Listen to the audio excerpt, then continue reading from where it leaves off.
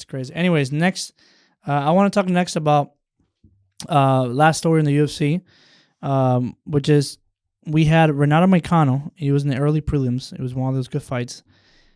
He was losing the fight against Jalen Turner. He almost got knocked out.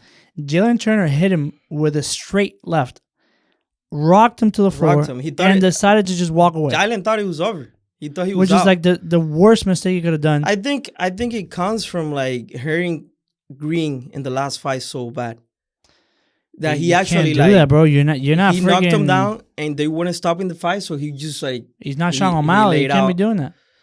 Exactly. But anyways, and these are not 135ers. That was definitely one of those fights of that I say to everybody: if you quit, you lose. But if you learn to not quit, you can always win. You always have a chance. And this is exactly what Renato did. He ended up taking him to the ground, and he ended up freaking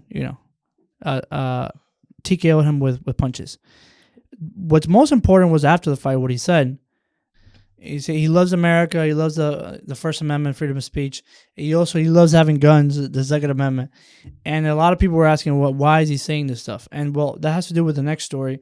And Renato Moicano is Brazilian. Brazil right now is going through a very, very weird thing. So one of their judges, and I believe he's the head justice, of their courts, he is doing an investigation into Elon Musk because they're judge from Brazil. Yeah.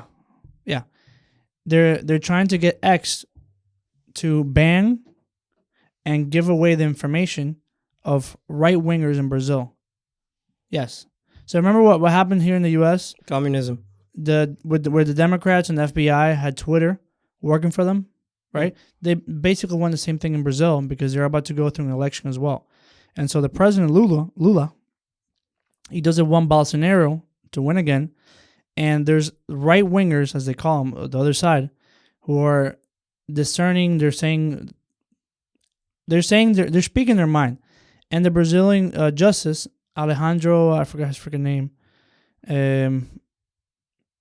Alexandre de Moraes, is trying to get their accounts restricted or shadow banned, and get all their information. They're basically trying to do the same thing that the U.S. did in the 2020 elections with Twitter, with the Twitter files, with the Hunter Biden laptop stories. They're trying to do that now in Brazil. Wow. And as you see, if this title go up, so this is from Al Jazeera. Brazilian judge orders probe on Elon Musk amid X disinformation row. Go down a little more. Okay. So a Brazilian judge, can you take that off, George, so I can read a little thing here? Yeah, so a Brazilian judge is opening an investigation of Elon Musk for obstruction of justice after the tech mogul said he would defy a court order to remove X accounts accused of spreading disinformation. Does this sound familiar? 100%. Oh, I always say this, guys. Cancel culture. It's not cancel culture. It's who gets to. It's even worse. It's the government getting into. Yes, who gets to decide what is right or wrong to say.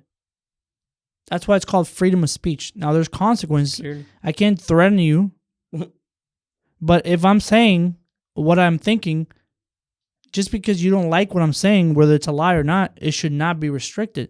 And especially nowadays where social media is literally the number one source of news, communication. Everybody's on it. If I can't, and that's the dangerous part of this, is once you restrict somebody from speaking, what's stopping the other from side doing anything else? Correct. And then the thing is that obviously people that want to speak and want to be heard are not gonna feel good about this, and then that's just gonna bring chaos. Yeah, but they're basically in Brazil trying to do what the U.S. did in 2020. In a decision on Sunday, Supreme Court Justice Alexandre de Moraes said the probe will examine whether Musk, who owns X, engaged in obstruction, criminal organization, and incitement. That's a rough. So that's why you have Renato Moicano have that speech after his win on freedom of speech. Defending. Yeah, he's talking about all the crap that's starting to happen in Brazil. They have an election coming up. You know, it's like they're Democrats. They're doing the same thing. They're trying to shut it down. It's a little bit crazy. It's a little bit crazy. I don't care if you're a Democrat, Republican, Independent. This is not okay.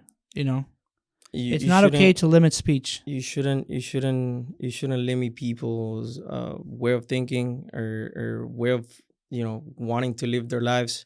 if they're not Go down, George. directly hurting anybody with the way of living and with the things they're saying, just because they're speaking about something they believe in, who's anybody to say you're not supposed to talk about this or you're not supposed to talk about that? And you see what Elon tweeted on April 7th?